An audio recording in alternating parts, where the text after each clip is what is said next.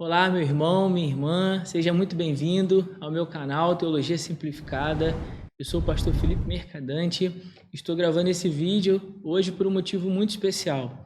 Esse ano eu tive a oportunidade de participar da produção dessa revista que foi disponibilizada pela Convenção Batista Mineira para as igrejas batistas aqui no estado de Minas. Eu sou um dos autores, junto com o pastor Jair Leal, que também escreveu as primeiras lições.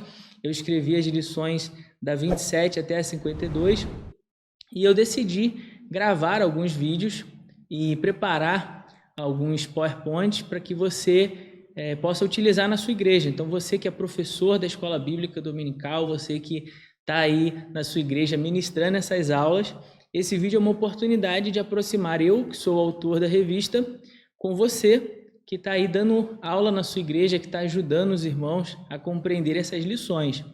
Eu quero desde já também dizer que eu deixei um presente para você aqui embaixo, na descrição desse vídeo. Vai ter um link onde você poderá clicar e baixar todos esses slides que a gente vai usar aqui durante essa ministração dessa aula. Então, você já ganhou esse presente aí de mim, né? Para você estar usando, e eu espero que isso seja útil para você junto com a sua igreja, para que isso gere uma dinâmica maior aí na sua igreja. Outra coisa é que o propósito também de estar gravando é mostrar a você um pouco, a gente fazer uma espécie de engenharia reversa aqui das minhas lições, e para que você possa compreender melhor a linha de raciocínio que eu usei para desenvolver cada uma dessas lições. E eu acredito que isso também vai ajudar você na hora que você estiver ministrando aos irmãos da sua igreja, tá certo? Então, a gente vai começar agora a estudar a nossa lição 27, a lição que tem por título O Maior Exemplo de Amor. Boa parte das nossas lições são constituídas dos chamados mandamentos recíprocos. Isso é muito importante que você entenda. Os mandamentos recíprocos são os mandamentos de mutualidade. Os mandamentos que você exerce ao seu irmão e haverá momentos onde o seu irmão vai exercer esse mandamento junto com você. Então, por exemplo, a gente vai falar aqui sobre o amor. Então, amai-vos uns aos outros. Ora eu amo e ora eu preciso ser amado. Perdoai-vos uns aos outros. Ora eu preciso perdoar você e ora eu preciso que você me perdoe. Então, esses são os mandamentos recíprocos. Em boa parte das nossas lições, nós trataremos desses mandamentos. Essa primeira lição consiste em um desses mandamentos, por isso o título Maior Exemplo de Amor, um mandamento recíproco. Então, nós estamos aqui no nosso estudo 27. Já me apresentei a você, né? Sou o pastor Felipe Mercadante. E aí, no nosso segundo slide, eu quero começar a falar com você sobre o contexto dessa passagem. Então, vamos entender um pouco do contexto primeiro do texto base dessa lição. Eu quero que te dê uma dica, para que você possa sempre absorver melhor o texto, leia pelo menos de 3 a 5 vezes aquela chamada perícope, aquele intervalo ali do texto. Então, por exemplo, o texto é João 15, do 1 ao 17. O que eu preciso que você faça? Leia pelo menos 3 vezes só o texto base da lição, e aí depois você caminha. Isso vai te ajudar muito a perceber os elementos que eu usei na argumentação do estudo, tá certo? Então, o contexto da lição é o contexto de João 15. No contexto de João 15, nós temos 2 quadros que foram propostos por Jesus. O primeiro quadro, o próprio Jesus é a videira. Então, no primeiro quadro, Jesus se coloca como a videira, nós, os seus discípulos, somos os ramos, e o Pai Celestial é o agricultor. Agora eu quero que você preste atenção no finalzinho aí, que está aparecendo no slide. Os frutos são resultado de haver um organismo vivo para produzi-lo. Então, os frutos são o resultado daquele organismo vivo que é a videira que produz esses frutos.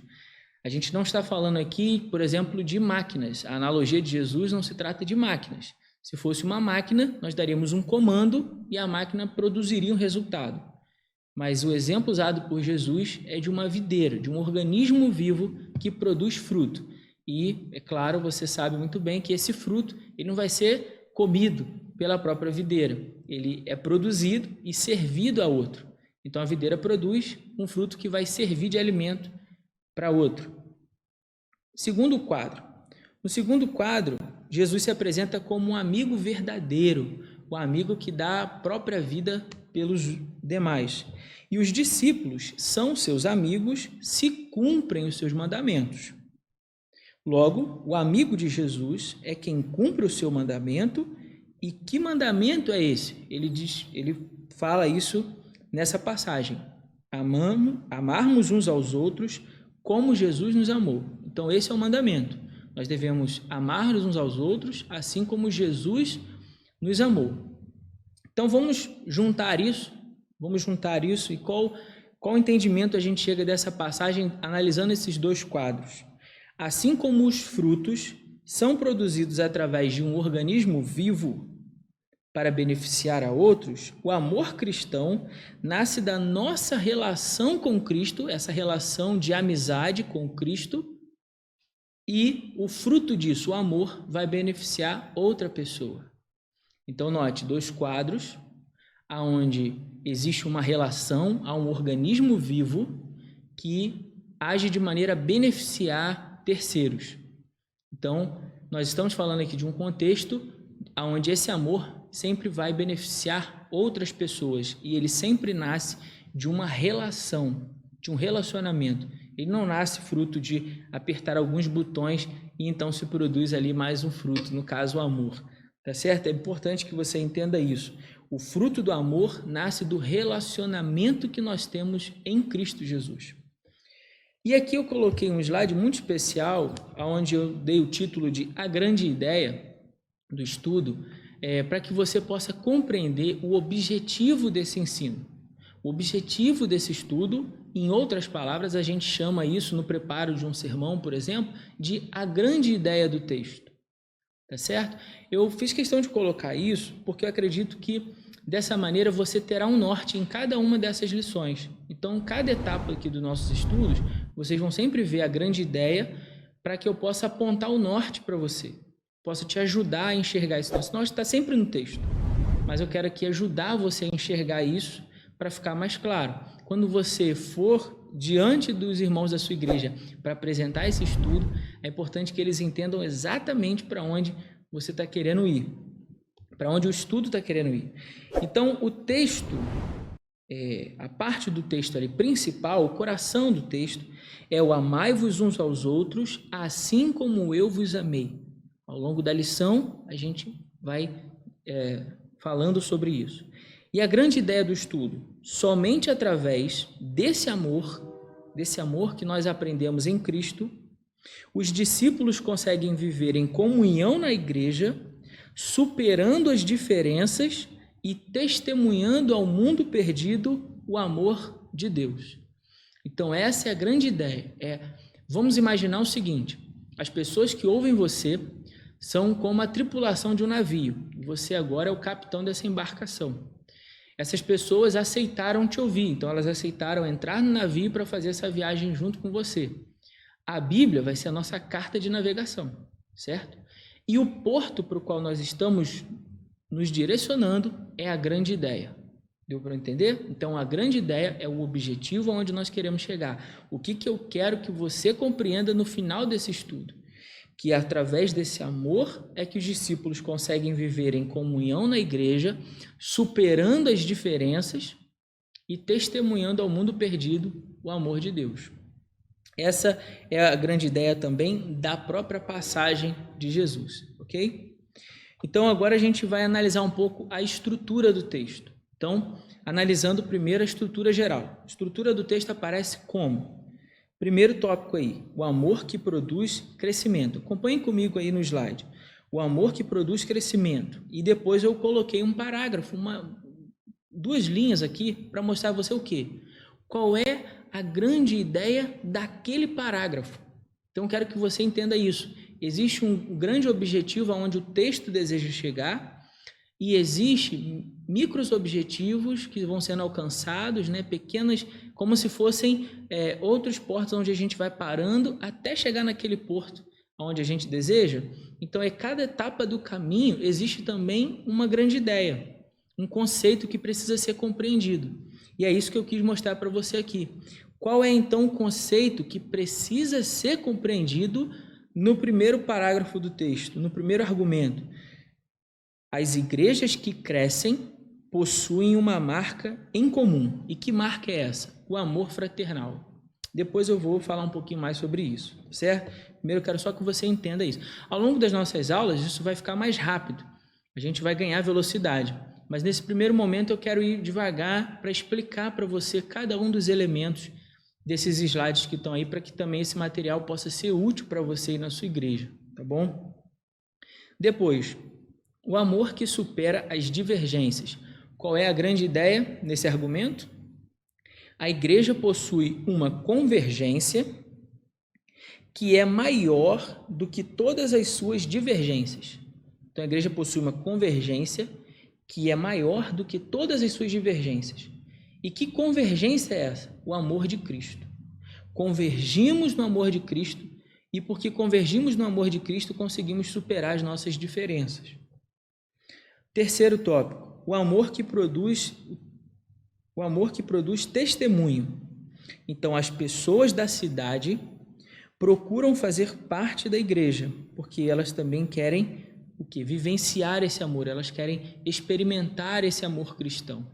Elas querem sentir esse amor cristão na prática. Então, isso faz com que as pessoas da sua localidade, aí próximo à sua igreja, olhem para a sua igreja vivendo esse amor fraternal e desejem experimentar desse amor. Isso possibilita a igreja testemunhar o amor de Deus. Então, vamos agora analisar cada um dos tópicos dessa estrutura. O primeiro tópico, a gente fala o amor que produz crescimento. E para isso, eu usei o exemplo do pastor Christian Schwartz. O pastor Christian Schwartz, ele percorreu cerca de 1.000 igrejas em 5 continentes diferentes e fez um trabalho de pesquisa. Apurou esses dados, lançou esses dados num computador e percebeu que as igrejas que estavam crescendo e se desenvolvendo possuíam algumas marcas em comum.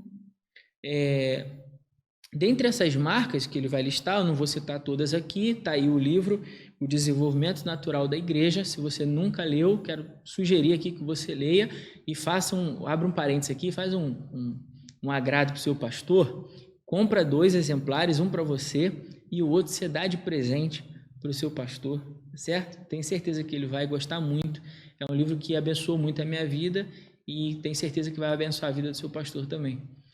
Porque ele vai mostrando as marcas das igrejas que cresciam. E dentre essas marcas, uma delas, o pastor Christian sinaliza que é o amor fraternal vivido pelaquela igreja. Então, a igreja vivia o amor e isso envolvia e fazia com que a igreja experimentasse um crescimento natural. Então, natural de um organismo vivo é o quê? Que ele cresça e se desenvolva. Então, por isso o amor é um dos sinais, uma dessas marcas que uma igreja precisa para crescer.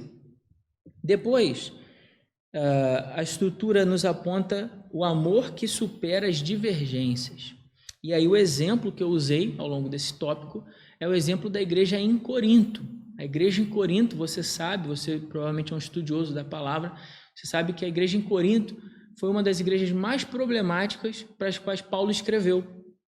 Então, ao longo da carta, desde o primeiro capítulo, ao longo de toda a carta, Paulo vai falando inúmeras exortações àquela igreja de práticas erradas que haviam naquela igreja. Então, veja aí, tinha divisões, rivalidades, partidarismos, carnalidade, inveja, briga, busca excessiva por reconhecimento. Então, tudo isso tinha na igreja em Corinto, né? Totalmente diferente das nossas igrejas hoje. Nossas igrejas hoje, tem certeza a sua, não tem nada, nenhuma desses problemas, não tem nenhuma dessas discussões, tá certo? Claro que não, né, pastor? Eu sei, e é justamente por isso que eu quero que você preste atenção nesse tópico. Por quê? Porque na sequência da carta, veja que eu coloquei, CAP 13. Lembra do capítulo 13 da carta de Coríntios? A poesia mais bonita já escrita sobre o amor? É isso mesmo, a poesia mais bonita já escrita sobre o amor foi escrito para uma igreja problemática, não foi escrito para um casamento. Tenho certeza que você já deve ter visto esse texto sendo usado para a celebração de um casamento, né? Tá lá o marido, a esposa, e aí o pastor começa a falar das características do amor. Mas esse texto foi escrito para uma igreja. O que Paulo estava sinalizando para mim e para você? Que o caminho para resolver esses problemas que apareciam na igreja de Corinto, o caminho para solucionar esses problemas de divergência, era que eles tivessem uma convergência. E essa convergência era o amor de Cristo. O amor de Cristo é a convergência que nos faz superar todas as nossas diferenças, todas as nossas divergências. Então, esse é o tópico e esse é o argumento. O exemplo, né, para sustentar esse argumento é o exemplo da igreja em Corinto. Depois, na estrutura, nós temos o amor que produz um testemunho. Então, as pessoas da cidade procuram fazer parte da igreja, pois elas também querem experimentar esse amor. Quais foram os exemplos que eu usei para sustentar essa ideia? O primeiro, maior exemplo de amor, é o próprio Jesus. A maneira como Jesus amava as pessoas. Aqui você pode desenvolver com os irmãos sobre como Jesus amou o cego à beira do caminho, a mulher pega em adultério, a mulher samaritana, o coxo, a mãe que sofria pelo filho que tinha morrido, que tinha falecido. Então, como Jesus cuidou, tratou das pessoas, a maneira como Jesus se relacionou com as pessoas, nos revelou o amor do Pai. Jesus é a manifestação perfeita do amor de Deus. Vou repetir para você anotar, porque isso não está aqui na revista. Mas Jesus é a manifestação perfeita do amor de Deus. Ele é a expressão perfeita do amor de Deus. Então, o maior exemplo para nós, para representar o amor de Deus ao mundo, sempre será o exemplo de Jesus. Mas, em segundo lugar, é importante você perceber também o texto de Atos 2, do 42 ao 47, quando a igreja em Jerusalém, aquela comunidade de cristãos que estava começando a nascer, experimentou um amor fraternal tão profundo entre seus membros que fez com que as pessoas daquela comunidade, vendo neles o amor, fizessem o quê? Nós queremos fazer parte disso, nós queremos experimentar esse amor. A gente também quer viver isso. Como é que a gente pode viver isso? Olha, vocês precisam se arrepender e crer em Jesus para que sejam apagados os seus pecados e vocês sejam salvos. Então, a comunidade, a Bíblia vai dizer, e ia lhes acrescentando a cada dia os que iam sendo salvos. Porque aquela comunidade vivendo aquele amor fazia com que as pessoas quisessem, desejassem. As pessoas hoje, elas também desejam viver esse amor, elas também desejam experimentar o amor cristão. Então, quando a igreja segue o exemplo de Jesus e segue o exemplo daquela comunidade que nascia ali em Jerusalém, nós nos tornamos uma espécie de farol a iluminar agora para as pessoas à nossa volta, para os perdidos à nossa volta, a direção, o amor de Deus, o amor de Cristo. É Cristo Jesus que nos possibilita viver como igreja. As pessoas veem isso e elas notam isso. Se a sua igreja experimentar esse amor na prática, as pessoas da sua comunidade irão perceber isso, elas irão notar. E muitos virão, talvez até por curiosidade, para saber se isso é verdadeiro ou não no nosso meio. Queira Deus que elas sempre notem que isso é verdadeiro, é legítimo, e faça com que elas também desejem fazer parte disso. Por último, nas nossas considerações aqui finais, o que eu quero mostrar para você? As considerações finais sempre serão uma espécie de aplicação do texto. Então, tudo foi apresentado. Entenda sempre como essa forma de concluir, justamente nesse momento, você precisa provocar, no bom sentido da palavra, para que a igreja aplique isso à sua vida. Então, eu tomei a liberdade de fazer algumas observações no meio do texto para você perceber isso. Uma comunidade cristã, onde os crentes amam as pessoas à sua volta, onde os crentes se amam e amam a sua comunidade, amam as pessoas à sua volta, como Jesus fez, torna-se extremamente atraente, conduzindo pecadores ao amor do Pai, como os discípulos fizeram.